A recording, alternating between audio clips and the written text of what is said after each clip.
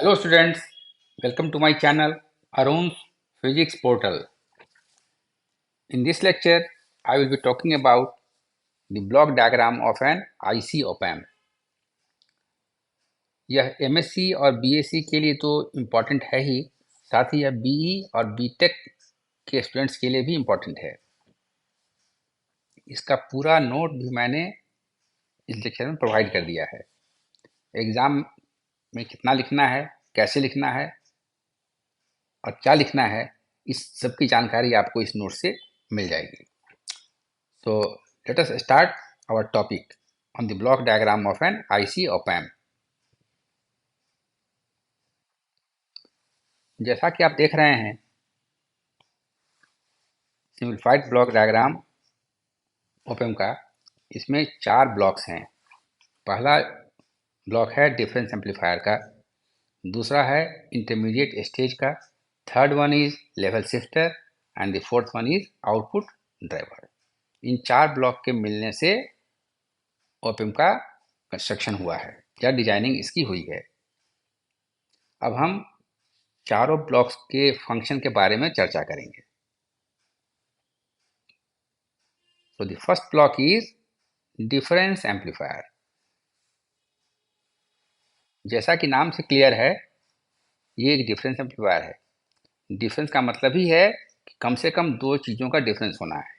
तो इसमें दो सिग्नल होंगे जिसके डिफरेंस को ये एम्पलीफायर एम्पलीफाई करेगा, and hence the name difference amplifier. So as the name implies, the difference amplifier amplifies the difference of two signals applied to its two inputs and gives one output. Figure में हम ऐसे देख सकते हैं इसको। ये देखिए हमारा ये डिफरेंस एम्पलीफायर है।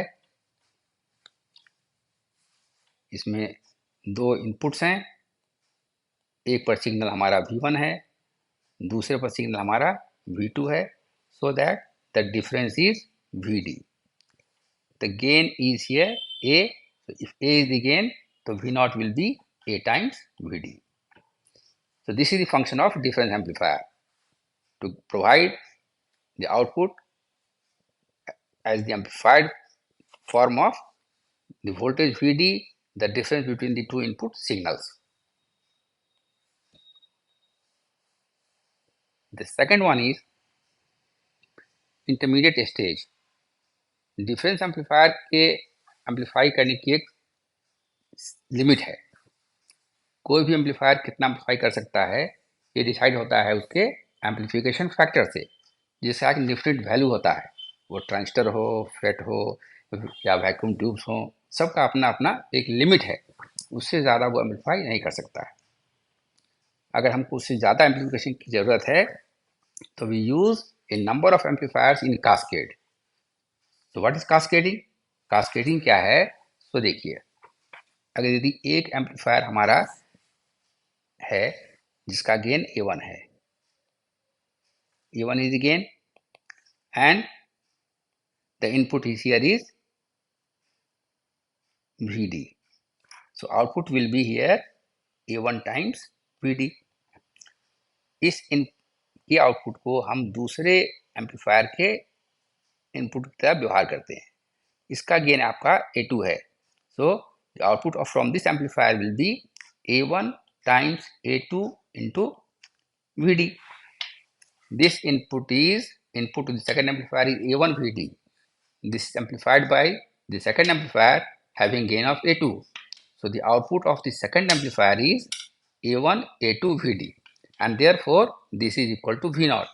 So V0 will be equal to A1 A2 into VD, or the gain, overall gain AV is V0 upon VD, and this is equal to A1 into A2.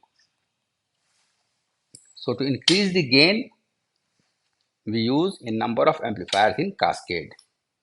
This provides additional gain, क्योंकि ये काम एक ही amplifier से नहीं हो सकता. This is not possible to have a much larger gain from a single amplifier, and therefore we use a number of amplifiers in cascade. The third block is that of level shifter. What is that?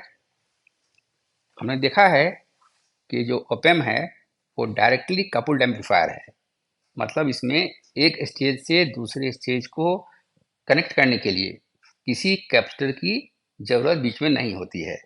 We do not connect any capacitor in between the first and the second stage, and therefore this amplifier not only amplifies the AC signal but it also amplifies the DC level.